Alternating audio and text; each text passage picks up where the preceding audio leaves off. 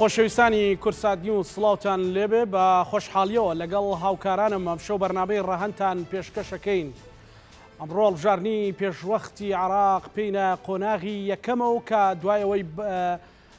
هەڵبژاردن لە دەنگدانی تایبەت لە سەرتاسەری عراق بەڕێوەچوو بەبێ ئەو سیستمە تازەی لە بازنەکاندایە تا ڕادێکی زۆریش دەنگی یاخود ئەو دەنگدانە ئەنجامەکان دەرکەوتوە، بەڵام ئەمە ئەنجامانە هێشتا نافەرمین و هێشتا هیچ هێزولانێک ناتوانێت پشت بەو ئەنجامانە ببەستێ وەکو سەرکەوتنی کۆتایی. بەڵام بە کۆی گشتی بەپێی ئەوەی کە نوێنەری نەتەوەیەگرتوەکان و چاودێران باسییان لێوە کرد کە لە سەرتاسەری عراق تا ڕادەیەکی زۆر هەڵبژاردنەکە بێ کێشە بووە. وا چاوەڕوانیش دەکرێت ڕۆژی یەکشەمەش بە هەمان فۆرمی ئەمڕۆ هەڵبژاردنەکە بەڕێوە بچێت. هاوپەیمانی کوردستان و تا ئەم ساتانش کە چاوی لەوەیە زۆرترین کاندیدی سەربخات بۆ ئەنجومەنی نوێنەرانی عراق دەیەوێت لە ڕێگەی ئەم کاندیدانەوە وەکو خۆیان باسییان لێوە کردووە لە بانگەشەی هەڵبژاردندا تاکڕەوی و حەزی شخصی و کێشە شخصیەکان کە لە ماوەی ڕابردوودا بوون بە نەهامەتی بۆ هەرێمی کوردستان کۆتایی پێبێنن، بەڵکو هەموو خەڵک بەشدار بێت لە چارەسەرکردنی کێشەکان. عمقی استراتیژی وەکو خۆیان دەڵێن بەغدایە، بۆیە دەبێت شەڕی مافە دەستوریەکان بە مادەی 140 خاک و خەڵک و بودجە و موچە و ژیانی خەڵک لە بەغداوە بکرێت و تەنانەت سەقامگیری و بۆردومانکردنی ناوچە سنووریەکانیش بەغدا بهێنرێتە سەرهێڵ، نەوەکو بە حەزی حزبی و بە ململانەی حزبی. هاوپەیمانی بۆ گرنگە و کاندیداکانی هاوپەیمانی کوردستان لە سەرکەوتنیان لە بەغدا بە ڕقەمێکی گەورە بۆ گرنگە بشەو لە بەرنامەی ڕەهەن تاوتوێی دەکەین بە میوانداری هەریەک لا بەڕێزان لە قەزای چۆمانەوە. بەڕێز لوقمان وەردی جێگری سەرۆکی فراکسیۆنی یەکێتی نیشتیمانی کوردستانمان لەگەڵە بێروەها بڕیارەکەمێکی تر دکتۆر دانا ئەحمەد کاندیدی هاوپەیمانی و مامۆستای زانکۆ لەگەڵمان بێروە لە کەرکووکەوە دکتۆر گەیلان قادر کاندیدی هاوپەیمانی و مامۆستا لەگەڵمانە بێ. سەرەتا چمەلای کاک لوقمان لە چۆمانەوە. کاک لوقمان ئەم کاتت باش گرنگجی هاوپەیمانی کوردستان و کاندیداکانی یەکێتی نیشتیمانی کوردستان لە هاوپەیمانی کوردستان چیە بۆ خەڵکی کوردستان تاکو خەڵک بیاوێت متمانەیە بە ئێوە بەبەخشیۆکو ئێوە لە بانگەشەی هەڵبژاردندا باستان لێوە دەکرد و ئەتانەوێت چی بکەن لە بەغداوە، چی بۆ خەڵکی کوردستان بەدەست بێنن؟ بەڵێ سڵاوتان لێبێ، سڵاو لە بینەرانی عەزیز. بێگومان هاوپەیمانی کوردستان پەیامێکی ڕوون و ئاشکرای هەڵگرتووە. ئەم پەیامە ڕنگدانەوەی خواستی هاوڵاتیانی هەرێمی کوردستانە بۆ چارەسەرکردنی کێشە و گرفتەکانی هەرێمی کوردستان لەگەڵ حکوومەتی فیدراڵی. بۆیە گرنگە هاوڵاتیانی کوردستان دەنگ بە لیستی هاوپەیمانی و کاندیدانی لیستی هاوپەیمانی بدەن، چونکە ئەگەر وەکو تەجروبە بێنینە بەرچاوی خۆمان لەو گرفتانەی کە لە ماوەی ڕابردوودا ڕوبەڕووی هەرێمی کوردستان بۆتەوە، بینومانە کە هاوپەیمانی کوردستان و بە دیاریکراوی یەکێتی نیشتیمانی کوردستان سیاسەتێکی ڕوون و با بڵێن ڕوونی هەبووە بۆ چارەسەرکردنی کۆی گرفتەکان لە چوارچێوەی حکوومەتی فیدراڵی و هەرزوو ئێمە ڕامان گەیاندووە کە بۆ چارەسەرکردنی هەموو ئەو کێشە و گرفتانەی کە لەگەڵ حکوومەتی فیدراڵی هەمانە و بۆ چارەسەرپەڕاندنی قەیرانەداریەکان بەغدا قۆڵای استراتیژی هەرێمی کوردستانە و سەرنجامیش ئەمە ڕاست دەرچوو دوای ئەوەی کە بەڕێز قوبات تاڵەبانی سەرۆکایەتی شاندی دانوستانکاری هەرێمی کرد. بۆیە گرنگە هاوڵاتیانی هەرێمی کوردستان لەوە با بڵێن تێبگەن کە ئەوەی کە ئەتوانێت پارێزەری مافە دەستوریەکانیان بکە، ئەوەی کە ئەتوانێت چارەسەری گرفتەدارایەکانیان بکە، ئەوەی ئەتوانێت دەستەبەری مافەکانیان بکە و بێتە دەنگێکی دلێر و ڕاستەقینەی خواستەکانی خەڵکی کوردستان. ئەمە لیستی هاوپەیمانی و کاندیدانی لیستی هاوپەیمانی کە 2000 ئەسنە پەرلەمانی عراقی. بۆیە زۆر زۆر گرنگە و بۆ ڕاستکردنەوەی باڵانسی هێزش لە هەرێمی کوردستان گرنگە دەنگ بە لیستی هاوپەیمانی بدرێت. لەلایەکی تر ئەوەی کە لە هەرێمی کوردستانیش ئەوێ باڵانسی هێز ڕابگرێ و با بڵێن هێزە سیاسیەکانی تریش بە دیاریکراوی کە با بڵێن ئاراستەی سیاسەتی پارتی دیموکراتی کوردستان لە ساڵانی ڕابردوودا ئاراستەی بەغدانە بووە، بەڵکو لە زیاتی چارەسەرکردنی کێشەکان زیاتر قوڵکردنەوەی کێشەکان بووە لەگەڵ بەغدا و زۆر جار کێشە شخصیەکانی خۆیان وا لێ کردووە کە هاوڵاتیانی هەرێمی کوردستان بازی کێشە شخصیەکان بدەن لەگەڵ بەغدا. بەڵام پێداگری یەکێتی نیشتیمانی کوردستان و لە ئێستاشدا پێداگری لیستی هاوپەیمانی کە پێک دە لە لیستی با بڵێن یەکێتی نیشتیمانی کوردستان و بزوتنەوەی گۆڕان کە سیاسەتێکی ڕاست و دروستیان هەبوو بە ئاراستەی جێبەجێکردنی هەموو ئەو مافە دەستوریانی کە لە چوارچەوەی دەستوری عراقدا جێبەجێکراون وێڕای ئەوە وە چارەسەرکردنی کێشەکانمان ئاساییکردنی پەیوەندەکانمان لەگەڵ باڵێن هێزە سیاسیەکانی عراق و پاراستنی هەرێمی کوردستان بۆیە لە هەرێمی کوردستان گرنگە لیستی هاوپەیمانی زۆرینەی کورسیەکان بەدەستبێنێ بۆ چونکە تاکە هێز لە هەرێمی کوردستان کە بەرامبەر بە هێزێکی تر بتوانێت بڵێن نە بەڵام نەئێکی موئەسیر و کاریگەر و کە ناچاری بکە بەرامبەرەکەیش بێتە ژێربار ئەمە یەکێتی نیشتیمانی کوردستان و لیستی هاوپەیمانی لە ئێستادا ئەمە ئاڵێت بۆیە دەنگدان بە لیستی هاوپەیمانی جگە وێڕایەوەی ڕاستکردنەوەی باڵانسا ئەو پەیامەی هاوڵاتیانی هەرێمی تعبیر لەو پەیامەی هاوڵاتیانی هەرێمی کوردستانی شەکات کە ئەیانەوێ تەواوی مافەکانیان لە چوارچێوەی عراقدا چارەسەر بکرێ و شایستە داراییەکان بۆ عراقی کوردستان بۆ هەرێمی کوردستان دەستە بەر بکرێ و کۆتایی بە قەیرانی دارایی بێ خۆشگوزەرانی و ئاودانی جارشی بگەڕێتەوە بۆ هەرێمی کوردستان وێڕایەوەی ناوچە سنووریەکانیشمان لە سای ئەو سیاسەتە ڕاست و دروستەی کە هاوپەیمانی هەڵی گرتووە بێگومان پارێزراوە بێ بۆیە گرینگە هاوڵاتیانی هەرێمی کوردستان دەنگ بە لیستی هاوپەیمانی بدەن و ئێمە ئەمە چاوەڕوانەکەین کە هاوڵاتیان بە پەرۆشن بۆ ڕاستکردنەوەی باڵانسی هێز و بەرپەرۆشن بۆ چارەسەرکردنی کێشەکانمان لەگە حکوومەتی فیدراڵی ئاساییکردنەوەی پەیوەندیەکانمان و ئەو ڕێبازە ڕوون و ڕەوانەی کە ڕێبەری مەزنمان سەرۆک مامجەلال دای ڕشتووە و کاگنووشیروانیش درێژە پێدەری بووە ئێمە ئەمانەوێ لەسەر ئەم ڕێچکەیە بڕۆین بۆیە گرینگە هاوڵاتیانی هەرێمی کوردستان لە ئێستادا کاک لوقمان جیاوازیەوە لەگەڵ پارتی دموکراتی کوردستان چییە تاکو خەڵک دەنگ بێەوە بدا بۆ سەقامگیری بۆ خزمەتکردنی خەڵک بۆ هەموو ئەو ماف و شایستانەی کە لە چوارچێوەی دەستوری عراقیدا هەیە جیاوازی ئەوە چییە لەگەڵ پارتی جیاوازی ئێمە لەگەڵ پارتی دموکراتی کوردستان جیاوازیی ڕوون و ڕەوانە ئێمە بەرژەوەندەکانی خەڵکی کوردستان و بەرژەوەندی گشتەکانمانە خەوینە سەروی بەرژەوەندی حیزبەکانمان و زۆرێک جار ئێمە قوربانی بە بەرژەوەندی حیزبەکان و مەساڵحی حیزبیمانە دێن لە پێناو بەرژەوەندی گشتی پارتی دموکراتی کوردستان بەرژەوەندی تایبەتی حیزبی خۆی خاتە سەروی بەرژەوەندی هاوڵاتیان ئەمە یەکێکە لە جیاوازیەت جەوهریەکان کە لە ڕابردوشدا ئەمە ڕەنجی داوەتەوە و هاوڵاتیانی هەرێمی کوردستانیش بە تەواتی هەستی پێەکەن بەنمونە ئێمە کاتێکە لە ساڵی ڕابردوودا قەیرانی دارایی لە هەرێمی کوردستان پێی ناقۆناغەکی سەخت ئێمە لە یەکێتی نیشتیمانی کوردستان قەناعەتمان وابوو کە ئەبێ بەغدا بکەینە قوڵای استراتیژی هەرێمی کوردستان بۆ چارەسەرکردنی گرفتەکان پارتی دموکراتی کوردستان پێوا بوو نەخێر گفتوگۆکردن لەگەڵ بەغدا ئاکامێکی ئەو تەو تەندروستی نابێ پێویستە ئێمان خۆمان لەناو خۆماندا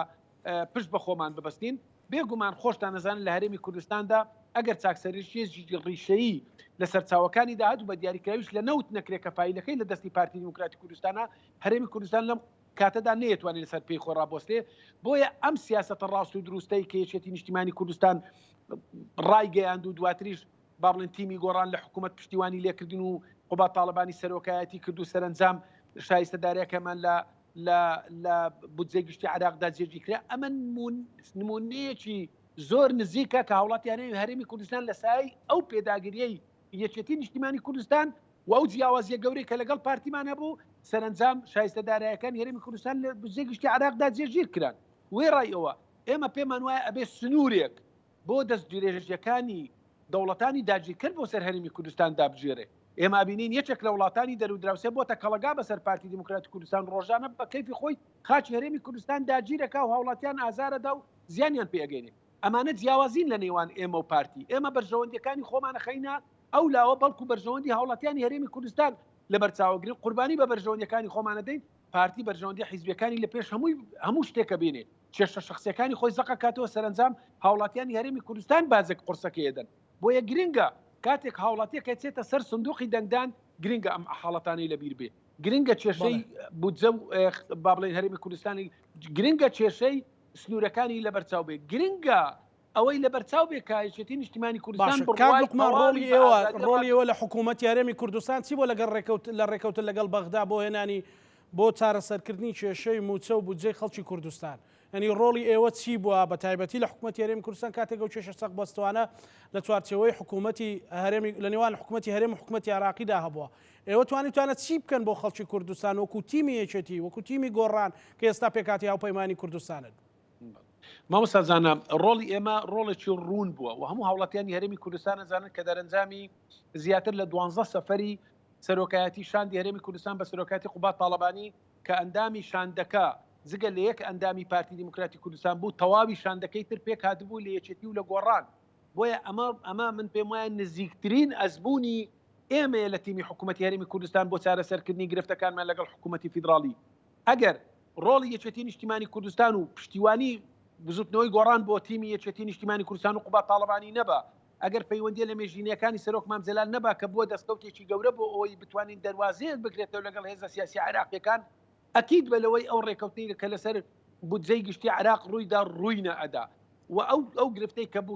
موچەی هاوڵاتیانی کوردستانی پێ چارەسەر بوو 3 مانگە هاوڵاتیان بەبێ لێبڕین موچەوەرەگرن ئەم حاڵەتە ڕووی نەئەدا بۆیە ئەمە ئەزمونێکی گرنگامە ئەمە تەواوی ڕۆڵی قوبا تاڵبانی بوو و تیمە هاوبەشەکەی بوو کە توانیان سەرنجام 200 ملیاری مانگانە بۆ هەرێمی کوردستان جێگیر بکەن تاکو با بڵێن لیژنە تایبەتمەندەکان لەسەر کۆی گشتی خەرجەکان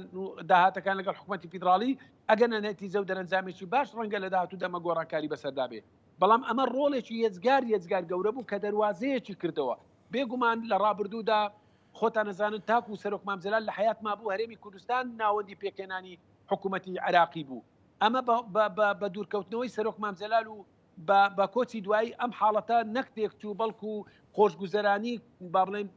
دۆخێک لە هەرێمی کوردستاندا دروست بوو کە ئومێدی خۆشبیران لایەن هاوڵاتیانەوە نەمابوو بەڵام کاتێک قوبا تاڵبانی سەرۆکایەتی شاندی دانوستانکاری هەرێمی کرد ئەتوانم بڵێم ئومێدێکی بەبەر هەرێمی کوردستان بەخشیەوە لەوەی کەوا ئەتوانین ئێمە بە ڕێگای گفتوگۆ کێشەکانمان لەگەڵ حکوومەتی فیدراڵی چارەسەر بکەین و سەرنجامەکەشمان بینی بۆیە ڕۆڵی تیمی یەکێتی نیشتیمانی کوردستان لە حکوومەت ڕۆڵێکی میحوەری و ڕێڕێکی یەجگار گەورە بووە و ئەم ڕۆڵە لای هاوڵاتیانی هەرێمی کوردستان ڕوونەوە من ئومێدەوارم لە کاتی دەنگدان و لە ڕۆژی یەکشەمەدا هاوڵاتیان ئەبێ ئەم ڕۆڵە گەورەی یەکێتی نیشتیمانی کوردستانیان لەبەرچاو بێ بە دیاریکراویش کە لە ئێستادا قوبا تاڵبانی سەرۆکایەتی لیستی هاوپەیمانی کوردستانەکە کە ئەمە شانسێکی تر ئەدا بە لیستی هاوپەیمانی کە ڕۆڵێکی گەورەتر بژێڕێ لە داهاتوودا بۆ چارەسەرکردنی گرفتە دارایەکانمان کێشە دەستوورەکانمان کێشەی خاک کێشەی پێشمەرگا و هەروەها کۆتایی هێنان بەو داگیرکاریە کە لە خاڵە سنوورەکان ڕوئەدا بۆیە زۆر گرنگە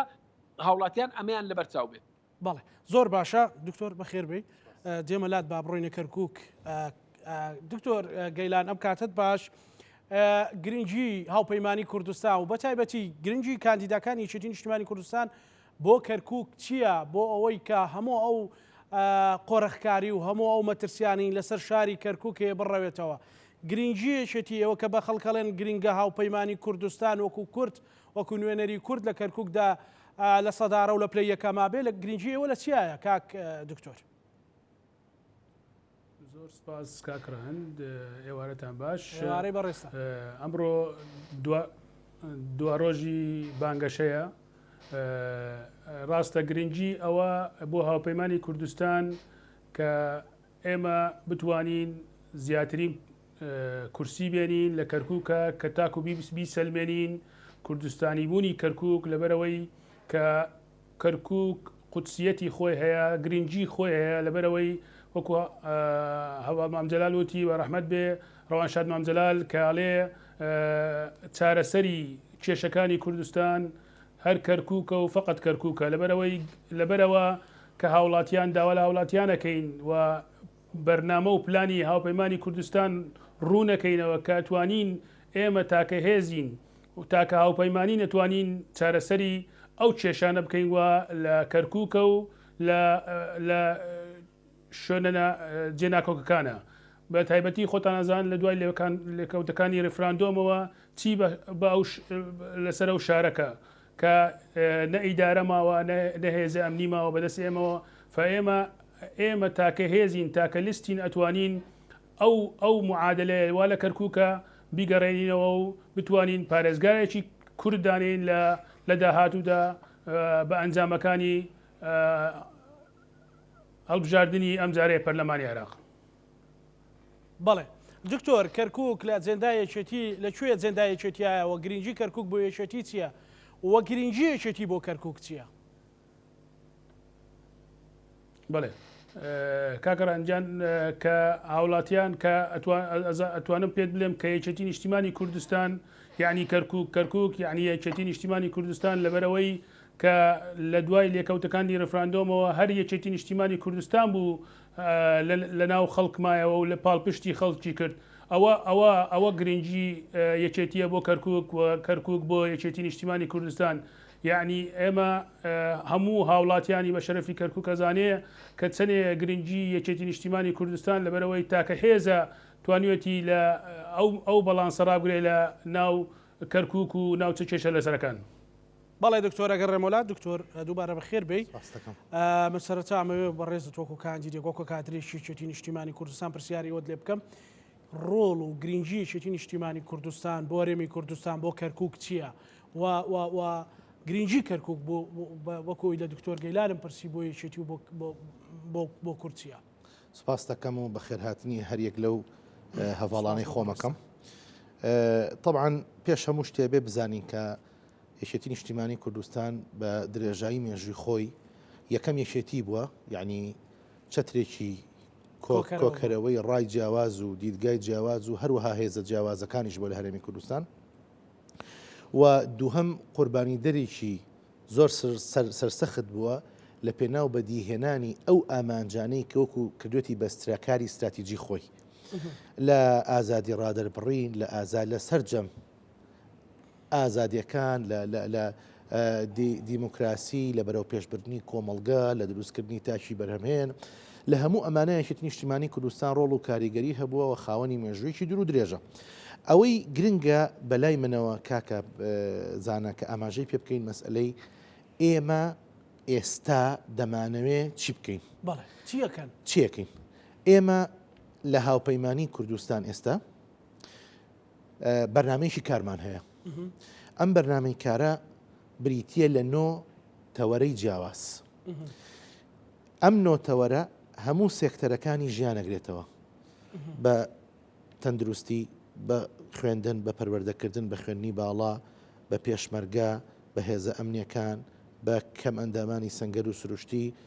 بە سەرجەم کایەکانی تریش. من نمونەیەکی هێنمەوە بۆ وەڵامی جەنابەت کە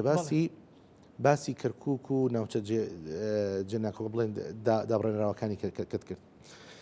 ئێمە یەشێک لە تەوەرەکان بریتێلەوە. بەرنامەی کاری یەکێتی نیشتیمانی کوردستان تەنها ئەوە نیە کاندیدەکانی کەرکک کار لەسەر ئەو بەرنامەی کاری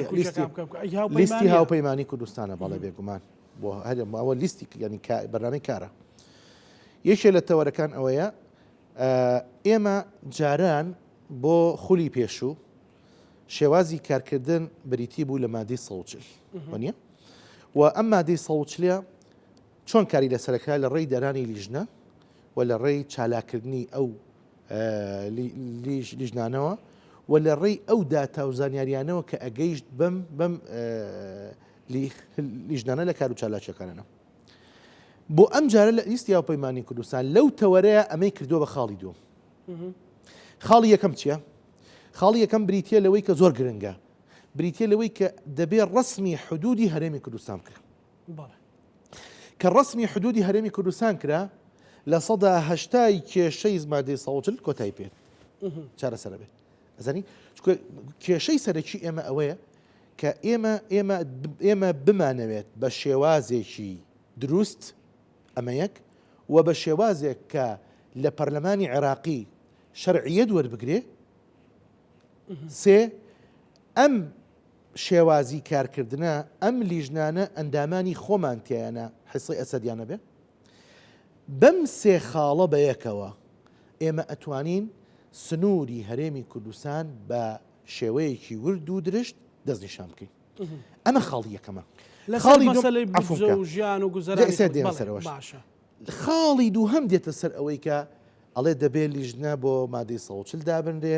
هەروەها بکۆڵرێتەوە لەوەی کە ئەو لیژنانەی پێشوچیان کردووە ئایا بۆ کارەکانیان وەستاوە یان کنێوەی تیاکراوە یان دەست هێنراوەتە ڕێی کارەکانیان. زانی هەر یەکێک لە معنی بەرنامەی کاری لیستی هاوپەیمانی کوردستان جارە زۆر چڕوپڕە لەسەر و مەسەلەی بودجەی کە باست کرد.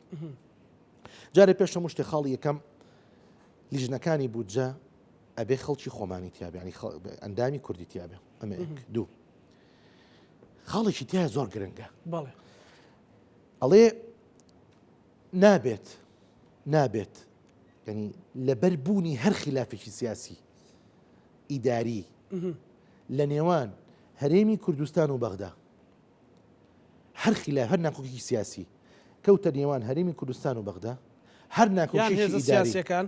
کەوتە نێوان هەرێم و بەغدا و دوو جێتی ڕسمیاڵە حکوومەت ئەڵێ ئەمە نابێتە هۆی ئەوەی کە موچە و میزانی هەرێمی کوردستان ببڕێ یان دواب بکەوێ یان تۆ ڕەنگە بینەرێکم ئێستا بڵێ ئەمە بانگەشێ و ئەو بەرنامەکارانە هەمووی جوانن بەڵام وتەی کاندیدەکانیش جوانن بەڵام زمانی جێبەجێکردنی ئەمە چیە لە ڕابردووە چیتان کردو تاکو بێن ئەم مەرجانە پیشانی خەڵک بن بەرنامەی کار پیشانی خەڵکدا ئەمە دوو وەڵامی هەیە وەڵامی یەکەمیان ئەڵێ وەلا تەزیر وازیرەة وزر ئوخرى وانە من هیچی گوناهی تۆ ناگرم وانە خاڵی دوم ئەوەیە ئەم جارە کاکە زانە زۆر گرنگە خەڵکی کوردستان لەمە تێبگا ئەم جارە عێراق بما فيه ینی هەرێمی کوردستان بە گۆڕانکاری گەورەیە ڕوا زوربەی زۆری چاودێرانی سیاسی پێیان وایە کە گۆڕانکاری استراتیجی و سیاسی و ئیداری و اقتصادی لە عێراق ڕۆیە هەندێک پێیان وایە تا ئاستی ئەوە کە ناویان ناوە خاڵی وەرچەرخانی مێژووی لە عێراقا ئەزانی لەبەر ئەوە ئەم جارە لە هەموو جارەکانی پێشوو جیاوازترە ڕاستە هەموو جارێ و تومانە دەنگداری ئەم جارە جیاوازە جار پێشوو هەرواشە هەموو قۆناغی متەطەلباتی خۆی بێگومان بەس ئەم جارە عێراق بە گۆڕانکاری گەورەیە ڕوا هەموو چاودێرانی سیاسی دنیا پێیان وایە کە عێراق بەرەو گۆڕانکاریشی زۆر گەورە ئەڕوا لەبەر دوو هۆکار هۆکاری یەکەم ئەوەیە کە عێراق کارکتەرێکە کارکتەرێکی بەهێزە لە نێوان دوو مەشروعی سیاسی گەورەیە مەشروعی یەکەم مەشروعی ڕووخۆرەڵاتی ناوەڕاستە مەشروعی دووەم مەشروعی شامی گەورەیە عێراق کارکتەرە لە هەردوو ئەم مەشروعە گەورەی دنیاە کەم دوو مەشروعی سیاسی و ئیداری و استراتیجی و اقتصادی ناوچەکەن ناوچەی ڕۆژهەڵاتی ناوەڕاستی بەشێوەیەکی گشتی خاڵی دووهەم لەو دوو ڕۆژەی پێشوایەکێک لە سیاسەتمەدارەکانی ئەمریکا شتێکی نووسیوە لەسەر عێراق لەسەر هەڵبژاردنەکانی عێراق ئەڵێ ئێمە ئەبێت کە باز لە گۆڕانکاری دەکەین لە عێراقا طبعاً باسی ئەو کاکەڵێ گۆڕانکاری چاوەڕانکراوە ئەمە یەک دوو ئەڵێ کە باسی ئەم گۆڕانکاریە دەکەین دەبێ باز لە دوو هۆکار بکەین هۆکاری یەکەم ئەو دەموچاوانەی کە ئەشتە ناو عێراقەوە ئەشتە ناو پەرلەمانەوە ئایا توانای ئەوەیان هەیە کە شۆڕشێکی ئیداری و سیاسی گەورە بکەن بەسەر ئەو وەزعی ئێستا هەیە دووەم هاوپەیمانی ئامادە تۆ بەعرز دەکەم مایەتی دووەم ئایا هەمان ئەم دەموچاوان نەتوانای ئەویان هەیە ڕێ لە تەدەخولی خارجی دەرەوە بکرن وڵاتانی دەرەوە بکرن باشە کاکە لەبەر ئەوە ئەم جارە چاو لەسەر هاوپەیمانەتەکانە کە 21 هاوپەیمانی هەیە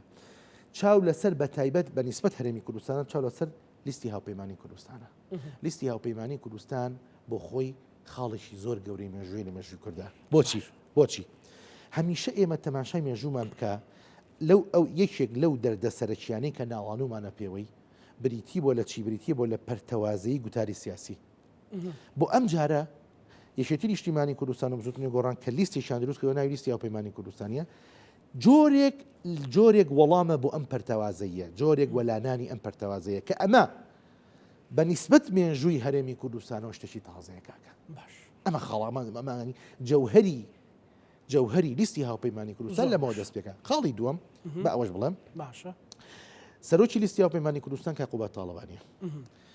کاقوبات ماوەیەکی کەم پێش ئێستا 22 گەڕی جیاواز چۆ بەغدا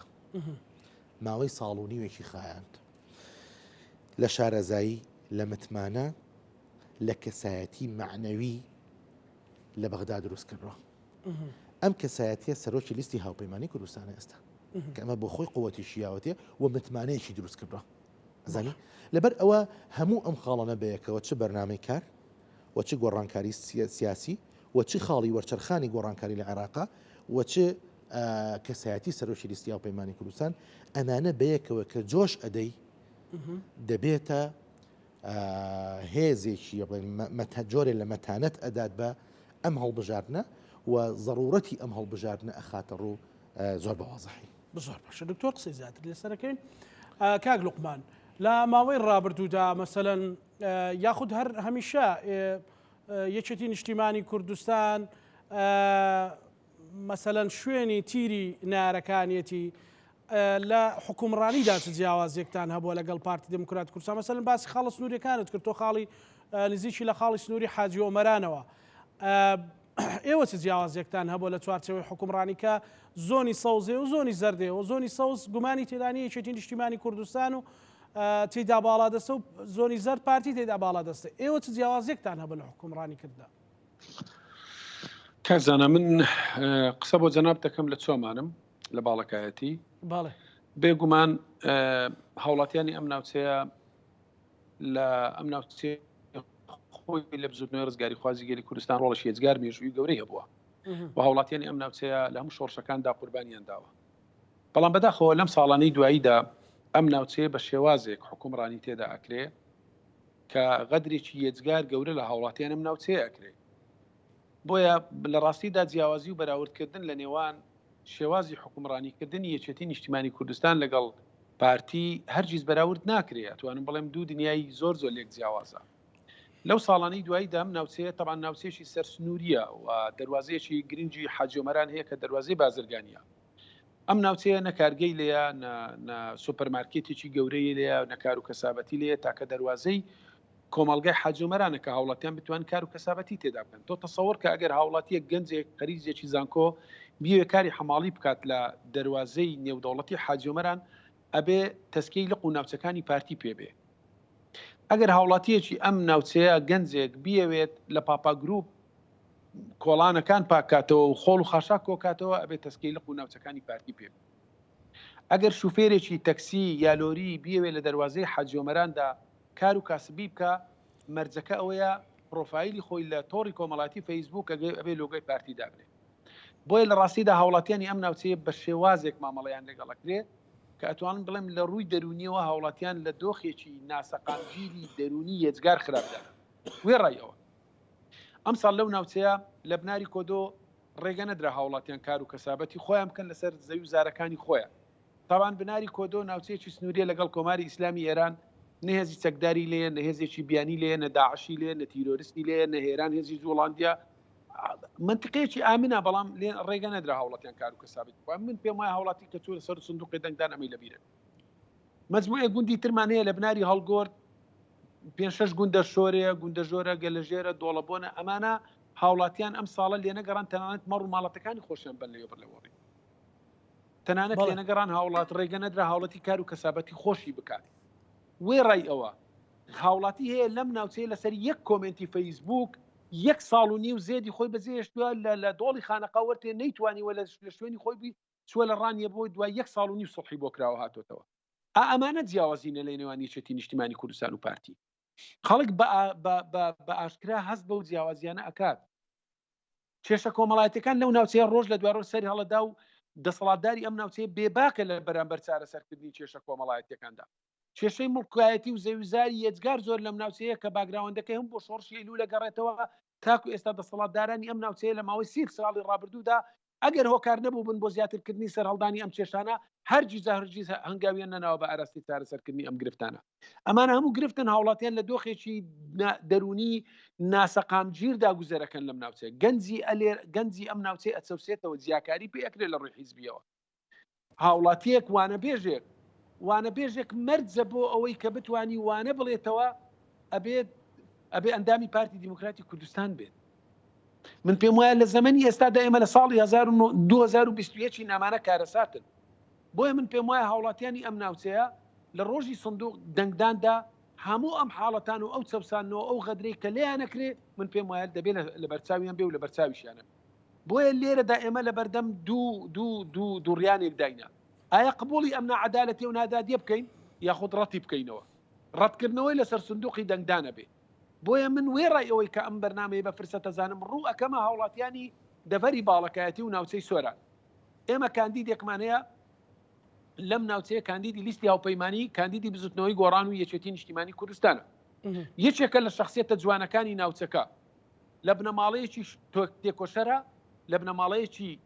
سیاسی ئاینی کۆمەڵایەتی خێرخواز بنەماڵەیەکی ڕۆشنبیری و ڕۆشنفکر و بنەماڵەیەکن لە ماوەی 31 ساڵی ڕابردوودا جگە لە چاکە و چاکەکاری هیچ شتێکتریان لێبەدی نەکراوە کاندیدێکی ئازا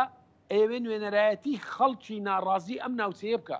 ئەوێ بە دەنگەکانی هاوڵاتیان نوێنەرایەتیان کا لە بەغدا بۆ ئەوی کۆتایی بەو زوڵم و ناعەدالەتی ئەم ناوچەیە بێت. بۆیە ئێمە لە هاوپەیمانی کوردستان هەمومان پشتیوانی لەم کاندیدا ئەکەین کە کاندیدی ژمارە 24 و فەیسەڵی کەریمخانی برادۆستا یەکێکە لە شخصیەتە جوان و ئازاکانی ناوچەکەمان. بەڵام فەرماندەیەکی سەربازی پارتیە بڕۆ تعلیقی هەبوو لەسەر کاندیدەکەتان کاک لوقمان، وەڵامی ئێوە مەسەلەن ئایا وایە؟ ئەم بەڕێزە ئەگەر قسەی کردێ ئەمە ئەبێ لە هەمانی خۆیەوە جویزی ژمارت بێت. ئەم کاندیدە یەکێکە لە پیاوە جوانەکانی ناوچەکە، شخصیەتێکی جوانە و شخصیەتێکی با بڵێن کۆمەڵایەتیە، چاکەکارە، خێرخوازە و یەکێکە لەو با بڵێن سەرمایەدارانەی ناوچەکە کە کاری بازرگانی ئەکات، جگە لە چاکە و چاکەکاری لە ناوچەکە، جگە لە ئاوردانەوە لە خەڵکانی هەژار وەخوان و ماڵی ئەوان خوانی هەژاران و لێقەومانەوەن و خوێندکاران و گەنجان و لاوان بووە و هەوڵیان داوە بۆ ئاوردانەوە لە خەڵکی کەم دەرامەت لەم ناوچەیە و بنەماڵەیەکی ئاینین، خەڵکێکی ئاین پەروەرن و جگە لە کاری چاکە و چاکەکاری هیچی نییە. بەڵێ ئەم کاندیدەی ئێمە جیاواز لە کاندیدەکانی تر پیاوێکی یەجگار بەهێزە و کەسێکی مەقبولە لای هاوڵاتیانی هەرێمی کوردستان و بە دیاریکراوی لایەن هاوڵاتیانی سۆران هەمویان بە ڕەنگە جیاوازەکانەوە بە کاندیدی خۆی ئەزانن، چونکە لە ڕووی ئاینی پیاوێکی ئاینیە، لە ڕووی کۆمەڵایەتی کەسێکی کۆمەڵایەتیە، لە ڕووی خێرخوازی یەکێکە لەو کەسانەی کە لە کاری خێرخوازی لەم ناوچەیەدا و تەنانەت لە هەولێریش ڕۆڵێکی یەجگار گەورەیان هەبووە. لە ماوەی 30 ساڵی ڕابردوودا ئەم بنەماڵە بەڕێزە جگە لە کاری چاکە و خێرخوازی و چاکەکاری هیچ شتێشتریان نەکردووە. ئەم بەڕێزە پێویستی بە موچە و ئیمتیازاتی پەرلەمان نییە، بەڵکو ئەوێ خۆی بچێت دەنگ نوێنەرایەتی چینی هەژار و لێقەوما و کەم دەرامەتی ئەم ناوچەیە بکە کە لە ماوەی 27 ساڵی ڕابردوودا دەستەڵاتێک لەم ناوچەیە جیاوازی پێەکە ئەیان چەوسێنێتەوە، ئەوێت دەنگ و ڕەنجی ڕاستەقینەی خەڵکانی بەشخورا و لێقەوماوی ئەو ناوچەیە بن. بۆیە کاتێ هێزی بەرامبەر ئەم حەماسەتەی جەماوەر ئەزانێ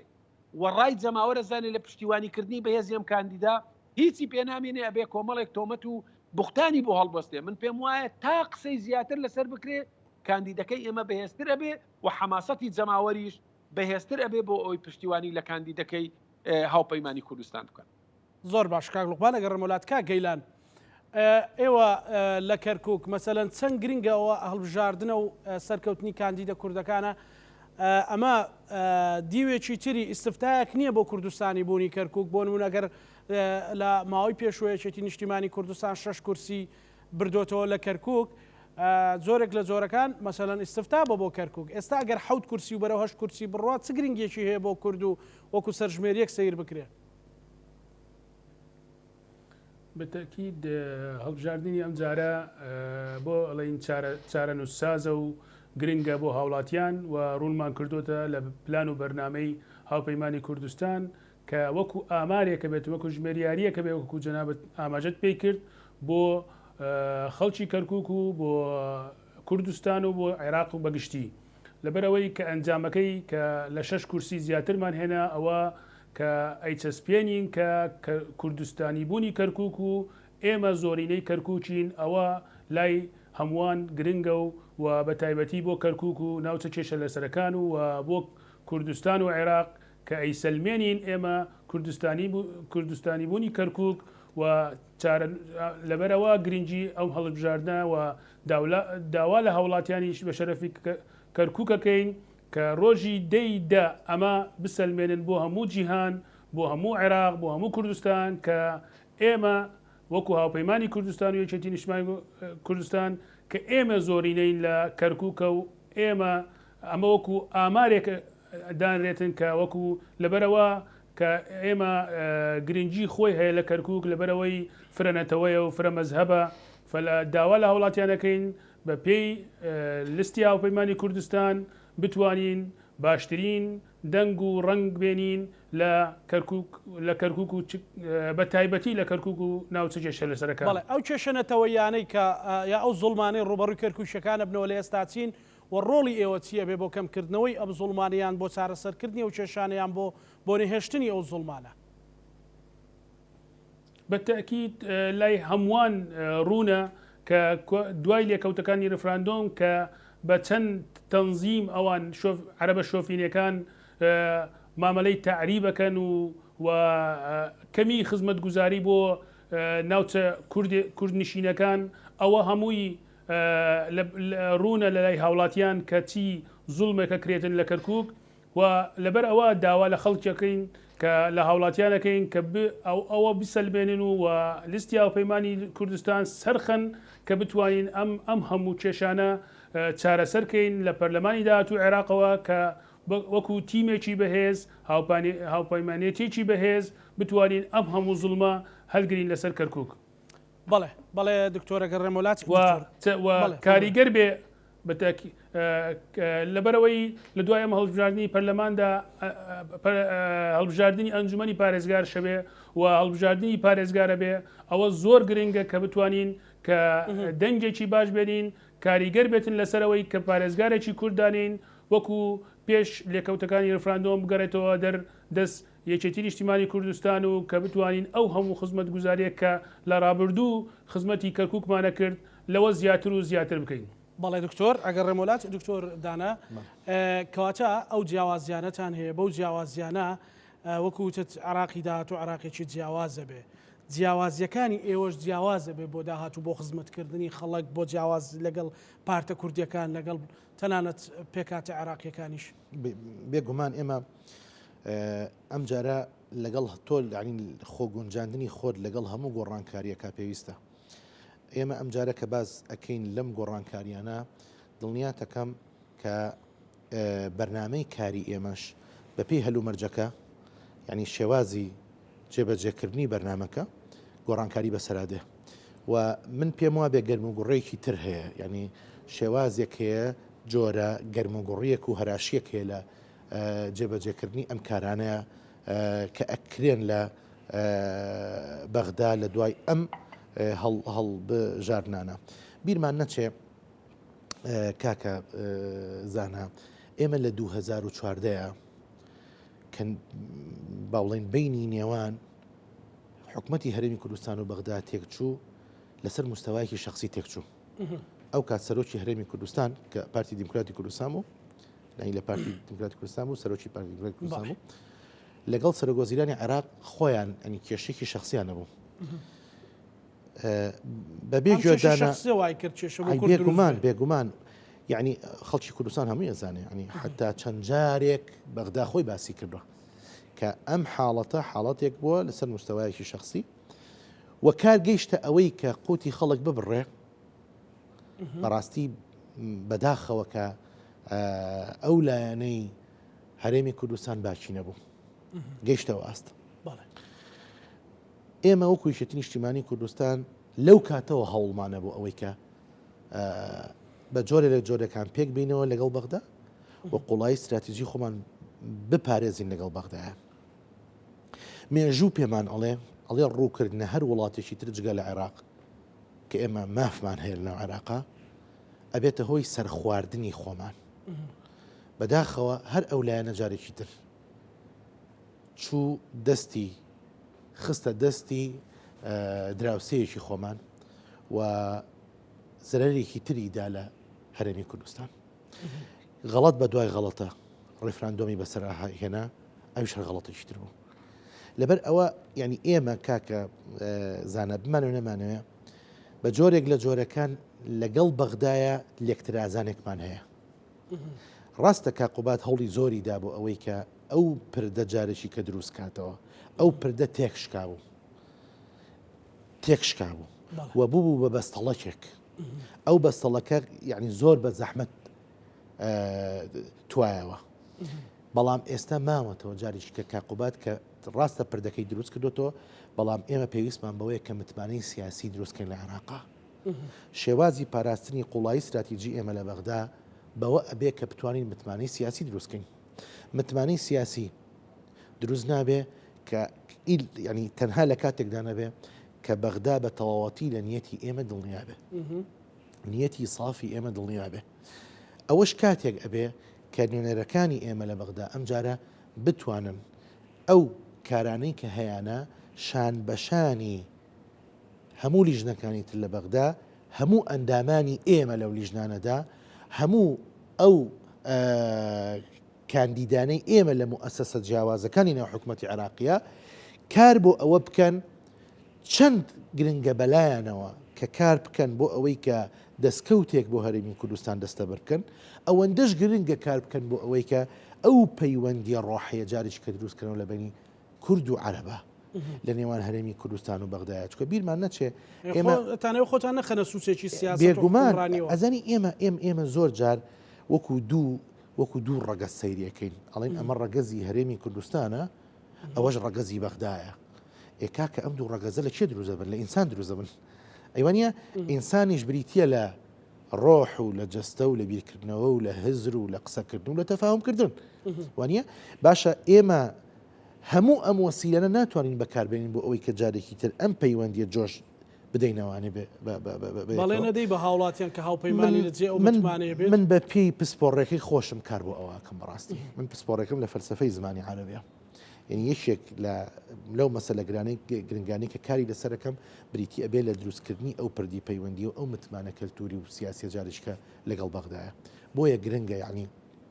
ئەم جارە بەڕاستی خەڵکی متمانە بدەن بە لیستی هاوپەیمانی کوردستان لەبەرەوەی کە ئەو غەڵەتانەی کە پێشتر ڕووی داوە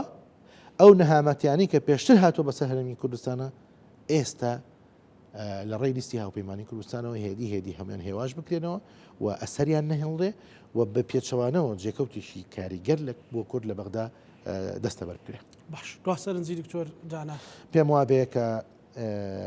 ئێمە وەکو کورد چەند جار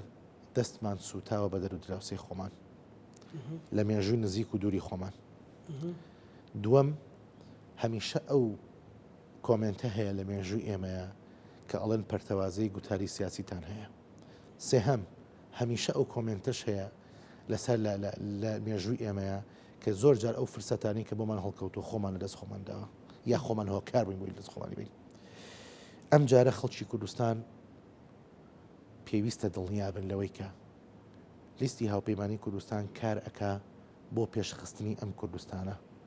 بۆ سەر لە نوێ بنیادنانەوەی کۆمەڵگای کوردی بۆ دروستکردنی تاشی بەرهەمهێن لەناو ئەم مجتەمەعەیە هەمووی لە ڕێی چێوا بێت لە ڕێی ئەوەی کە کاسەی پڕ ئاشتی ماڵە ئێمە بتوانین شایستە دارایەکانی خۆمان بە حینکەی سیاسی بە زۆر ناکرێ کاکە کورد ئەڵێ حەق ئەسێنرێ نادرێ بەغا قەت ناڵێ وەربتان نەمێ نە ئەبێ بچیت تێیگەێنی نیەتی سافی خۆتی بۆ دەربڕی پەیوەندی دروستکەی لەگەڵیا سیاسەتی لەگەڵا بکەی بزانێکە لەگەڵ جیهەتێکە لەگەڵ جیهەتێکی ئاوە سپڕا قسە ئەکا ئەو کاتە مافی ئەوە ئەداتێ شایستەکانی خۆتت دەداتێ تۆش ئەتوانی ئەو ئاشتیەی کە لە ماڵەکەتا هەیە ئەو برەوەی کە لە ماڵەکەتا هەیە پێشی بخەی و ئەو توانایی کە هەتە دووقاتی بکەیت و ئەو گەنجەی کە ئێستا تۆ پێی ئەگەیەنیت و پارەیت یا سەرفەکەیت و کۆیکۆلەجی پێتاوەکەی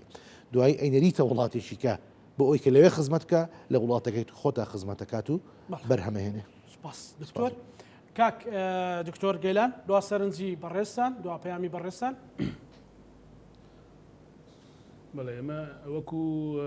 کاندیدانی هاوپەیمانی کوردستان داواکارین وەکو چۆن ئەمڕۆ هێزە ئەمنیەکانمان پێشمەرگە قارەمانەکانمان فەرماندەکانمان هەموو پۆلیس کە ڕۆیشتن بۆ سندوقی دەنگدان داوا لە هاوڵاتیانەکەن ڕۆژی دەیدا بە جۆش و خرۆشەوە بڕۆن بەرەو سندوقی دەنگدان بە کاندیدانی هاوپەیمانی کوردستان بدەن کە بتوانین وەکو سەرکەوتنێکی گەورە منش خۆم بەش بە حاڵی خۆم گەشتبینم بە ئەنجامەکانی دەیدا ئیشاڵڵا سەرکەوتنێکی گەورە و لە کەرکووکەوە ڕایەگەین کە سەرکەوتنێکی گەورە بۆ هاوپەیمانی کوردستان.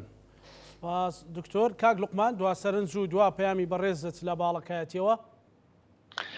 دوا سەرنجی من و پەیامم بۆ هاوڵاتیانی خۆشەویست لە بازنەی یەکی سۆران ئەوەیە کە دەنگ بدەن بە کاندیدی لیستی هاوپەیمانی فەیسەڵی کەریمخانی برادۆست کە ئەم کاندیدا نوێنەری ڕاستەقینەی خوێندکاران لاوان ژنان ڕیشتپیان پیاوانی ئاینی سەرجەمچین و توێژەکانە وەکو ڕەتدانەوە بۆ ئەو قسەی بەرپرسە سەربازیی پارتی کە تۆمەت بۆ کاندیدەکەی ئێمە هەڵ ئەبەستێ و ڕابردووی باو باپیرانی خۆی لەبیرەچێت من پێم وایە ئەبێ فرسەتە ڕۆژی یەکشەممە بە دەنگدانیان بە کاندیدی ژمارە 24 وەڵامێکی حەق و دروستی ئەو فەرماندە سەربازیە بدەنەوە کە پێی وایە بە هەڵبەستنی تۆمەت بە شانسی کاندیدی ئێمە لاوااستەرەکە من پێم وایە ئەم قسانەی زیاتر لەسەر بکرێ من پێم وایە شانسی کاندیدەکە ئێمە بەهێزترە بێ کاندیدێکی بەهێزە نوێنەری خانوەقوڕەکان نوێنەری تینی هەژاران نوێنەری مامۆستایانی ئاینی نوێنەری ژنان و لاوان و خوێندکاران و سەرجەم تین و توێژەکانە بۆیە داوا ئەەکەم وەکو ڕەتدانەوەیەک ڕۆژی یەکشەممە هەمومان پشتیوانی لەم کاندیدا بەڕێزەی بکەین کە سەرنجام دڵنیام دەنجی حەق و ڕاستەقینەی خەڵ هاوڵاتیانی ئەم ناوچەیە بێ وەکو ڕەتدانەوە بۆ ئەو سیاسەتە ناڕاست و دروستە جیاکاریە کە لەم ناوچەیە پەیڕەوەکرێت